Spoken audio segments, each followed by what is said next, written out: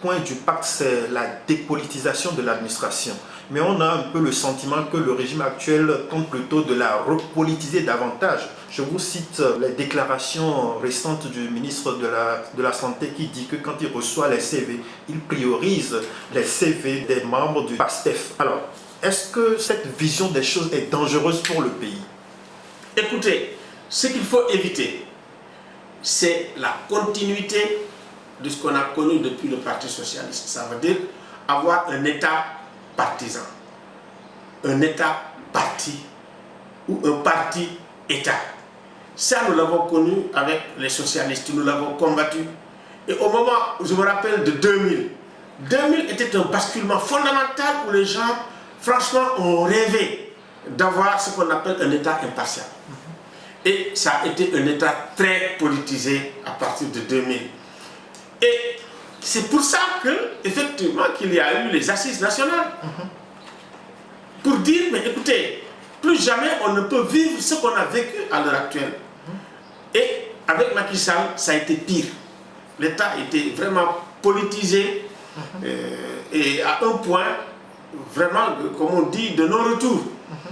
Et moi, j'ai entendu le président actuel parler également d'une administration qui soit une administration impartiale, une administration neutre, et la question également des appels d'offres, tout cela a été fait. On peut comprendre effectivement qu'il n'est pas pour le moment la majorité à l'Assemblée nationale pour appliquer leur politique, mais il est évident que ce qu'on a vu depuis le début nous inquiète. C'est une source d'inquiétude et il faut le dire, nous avons l'impression, effectivement, moi je l'ai même dit, que l'État pastéfien se mettait en place petit à petit. Mais aujourd'hui... Ils ne vous ont pas raté. Ils n'ont pas raté, oui. Mais aujourd'hui, l'impression que en fait, ça se met en place de façon massive. Et ça, effectivement, vous avez cité le ministre de la Santé qui a essayé quand même de corriger, mais tout de même, ça donne l'état d'esprit de ceux qui gouvernent. Et il n'est pas trop tard pour faire du bunty. Il n'est pas trop tard aussi pour écouter les critiques. Ça veut dire les critiques constructives. Et les critiques qui permettent effectivement vraiment d'aller vers l'essentiel. Parce que la question d'une administration partisane, ça vient de quelque chose de fondamental et de républicain. C'est l'égalité, l'égale dignité des citoyens pour l'accès à la fonction publique. Citoyens sénégalais doivent effectivement avoir des chances égales pour les fonctions publiques, les fonctions de direction.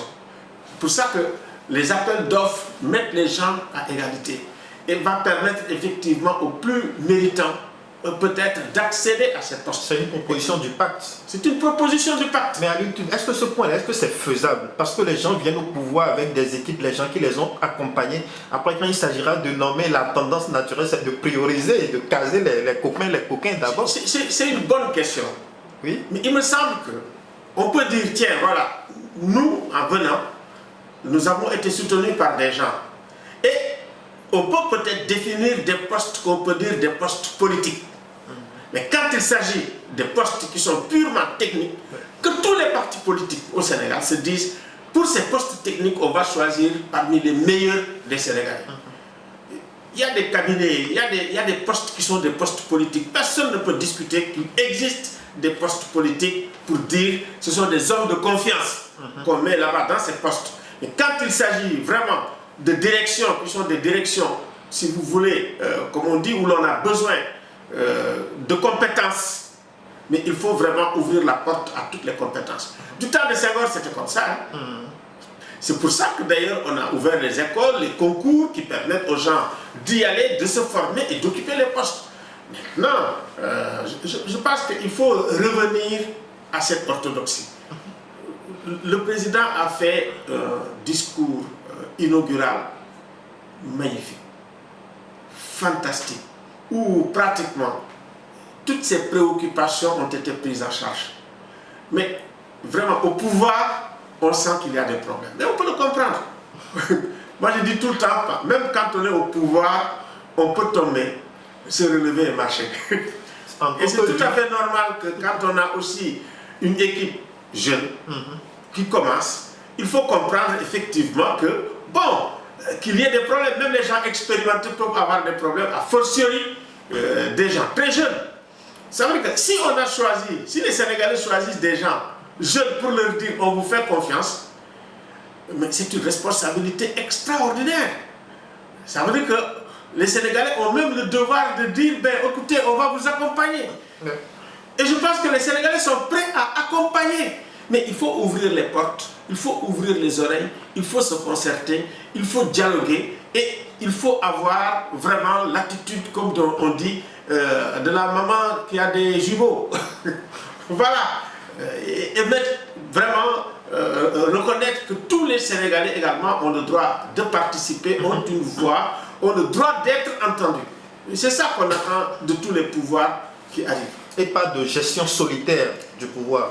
Pas de gestion solitaire. Ça veut dire que tant que vraiment il y a une bonne concertation avec toutes les parties prenantes sur les questions fondamentales, sur les énormes à l'heure actuelle, les difficultés sont énormes à l'heure actuelle, et une bonne communication avec le peuple, je pense que ça permet vraiment d'adoucir, de faire comprendre, et les autres vont prendre en charge ces questions. Alors, la reddition des comptes, c'est aussi un point qui figure en bonne place dans le pacte. Les audits sont en cours, mais récemment, dans une sortie du Premier ministre, il semblait dire que, bon, voilà, ceux qui ont commis des crimes économiques, bon, bientôt, ils vont voir ce qu'ils vont voir, en disant que les choses vont démarrer dans une semaine ou un mois. Mais pourquoi ne pas laisser la justice travailler sereinement pour ces dossiers-là et que lui, l'exécutif, il reste dans ce qui lui est attribué comme pouvoir? Moi aussi, j'ai été très surpris.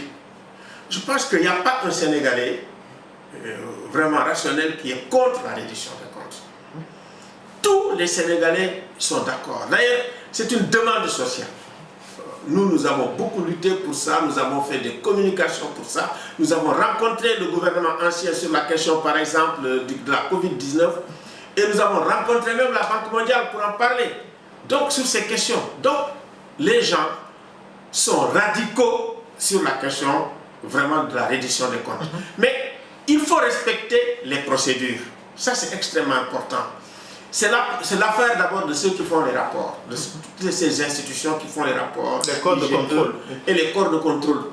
Ils le font, on transmet à la justice. Je pense que le gouvernement, s'il veut se protéger et ne pas avoir un soupçon de revanchard, ils n'ont qu'à laisser les corps de contrôle faire leur travail, la justice faire son travail. C'est ça aussi, ça veut dire le respect d'abord de la présomption d'innocence et le respect des procédures. Parce que quand vous respectez exactement le respect des procédures judiciaires, et les procédures judiciaires, c'est le fait de dire, écoutez, le juge, vous avez vos dossiers, et le juge peut faire sa liste. Monsieur, voilà, vous n'êtes pas autorisé à sortir du pays. Oui. Il le sait, il va pas aller à l'aéroport. Oui. C'est vrai que là aussi, c'est eux qui ont interdit à certains de sortir du territoire. Je pense que vous ne devez pas, à l'aéroport, savoir que vous êtes interdit d'aéroport. C'est ce qu'on appelle les interdictions administratives. Les interdictions administratives, il faut les éviter. Parce qu'en fait, c'est pas légal. Mais à partir du moment où le juge t'appelle, c'est transparent.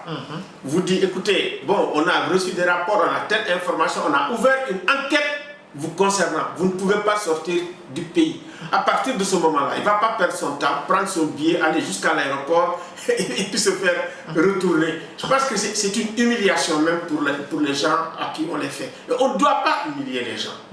Et on doit avoir une procédure claire, transparente, avec des communications, une bonne communication qui marche, et faire en sorte effectivement que l'exécutif ne mette pas sa main dans cette histoire. Moins l'exécutif est manifeste dans cette histoire, mieux c'est, et plus ça rassure tout le monde. À partir de ce moment-là, personne ne va dire que bon, ce sont des règlements de compte politiques. Il faut faire, comme j'ai dit, la reddition des comptes dans le respect des droits de la personne humaine, dans le respect des droits humains. Ça, c'est extrêmement important, dans le respect des libertés. Et à partir de ce moment-là, c'est une bonne procédure. La reddition des comptes, mais on a eu des expériences en 2000. Politisé, le président Wade, on appelait les gens. Qu'est-ce qui allait rester? Rien. Même sous Macky Sall avec la CRI. Macky Sall avec la CRI. Une liste de Qu'est-ce qui 25 allait personnes. rester? Au final, rien. Une personne. Alors, que s'est-il passé? maintenant, nous voulons du succès. Il faut que ça se passe bien.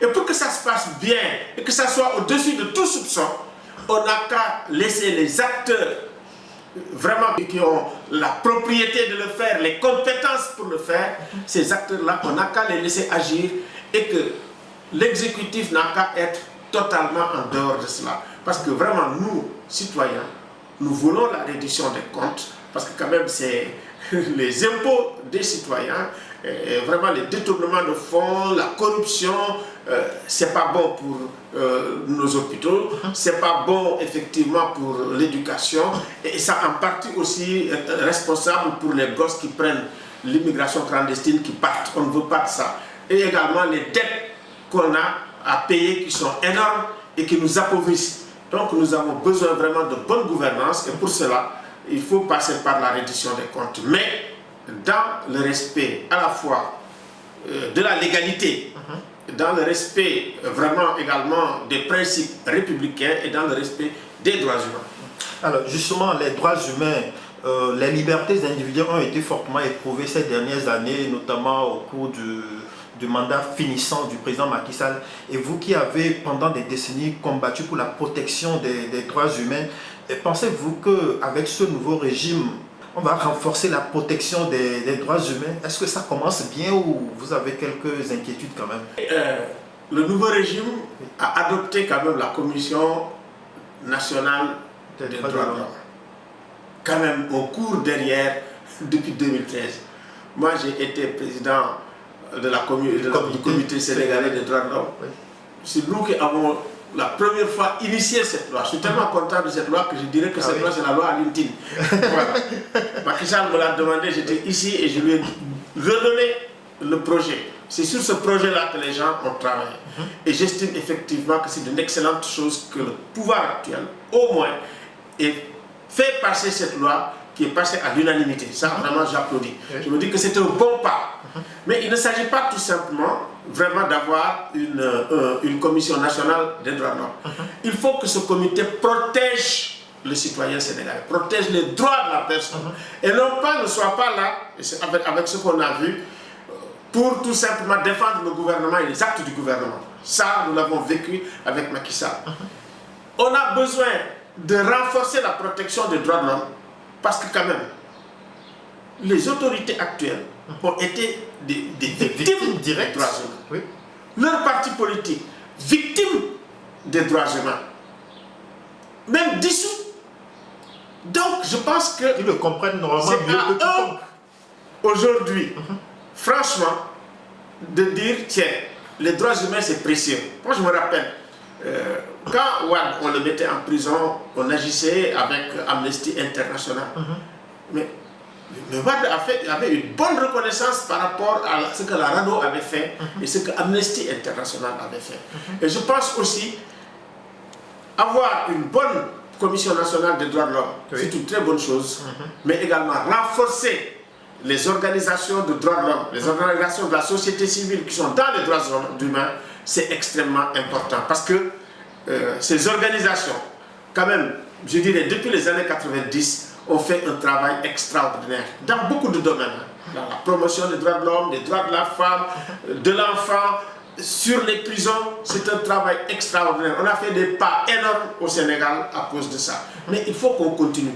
Et je pense que nous sommes là encore, et puis nous le disons au gouvernement actuel, au président Diomaye et au Premier ministre Sonko, que nous sommes là, nous, organisations de droits de l'homme, pour également aider, soutenir tous les actes du gouvernement allant dans le sens de renforcer les droits humains. Et de ce point de vue, moi aussi, je reviens effectivement sur un certain nombre de choses. Nous avons dénoncé le gouvernement de Macky Sall quand le président Diomaye a fait son truc sur Facebook pour dire ce qu'il a dit. On a dénoncé, c'est pas normal. Mais c'est pour cette raison qu'on dit, mais il ne faut pas quand même mettre en prison le commissaire Keïta et Ahmed Suzanne Camara pour ce qu'ils ont dit. Nous condamnons ce qu'ils disent, nous condamnons les insultes, nous condamnons. Mais ce n'est pas une raison pour mettre des gens en prison. Nous luttons contre ça depuis le temps des Talasila. Donc les années 88-90, quand on les mettait en prison du temps de Abdou Diouf. Et on a toujours demandé quand même vraiment ces lois qui sont des lois scélérates et liberticides, vraiment d'abolir ces lois. Ça c'est extrêmement important. Donc nous disons, ne faites pas dans la continuité, faites dans la rupture. Et faire dans la rupture, c'est faire en sorte effectivement que les droits humains et les libertés fondamentales soient respectées. Nous avons vu également les interdictions de manifestation. Ah oui. Nous n'attendons pas également de ce gouvernement des interdictions de manifestation. On sait ce que ça a coûté. Ça fait beaucoup de violence dans ce pays. Et il faut qu'on tire les leçons pour voir quand même les manifestations, bien les encadrer. Les Sénégalais savent manifester maintenant. Quand vous autorisez les manifestations, moi je le sais. En 2021, ici, quand il y a eu les problèmes, mais le pays a failli basculer. Quand les gens sont venus, ils m'ont dit, mais Aliou, il faut aller voir Macky. Et puis, Macky était quand même aussi dans des difficultés énormes. C'était Cheikh Tidiane Dièye qui était passé me voir ici. Quand je suis parti voir le président pour lui dire, écoutez, il faut relâcher. Il m'a dit, Aliou dit aux gens d'arrêter de manifester. Quand j'ai demandé aux organisateurs, ils m'ont dit, mais nous ne pouvons pas le dire, on va être discrédité. Dis au président d'autoriser la manifestation. Et quand il a autorisé la manifestation à la fin, à quoi on a assisté? Mais une fraternisation entre les policiers et les jeunes. Et quand il a autorisé, tout s'est calmé. Donc les Sénégalais, ils ont une culture de la manifestation, ils savent manifester, exprimer leur colère. Si vous autorisez, ils manifestent et puis ils rentrent tranquillement. Et je pense que cette culture-là, nous devons la maintenir. Parce que aussi, quand les gens sortent ce qu'ils ont sur le cœur, ils ne vont pas aller prendre des kalachnikovs, des pierres ou autre chose. Et il faut petit à petit, dans la société dans laquelle on est, faire en sorte effectivement de mettre des coussins pour amortir les chocs, les ressentiments, les haines. C'est extrêmement important de le faire.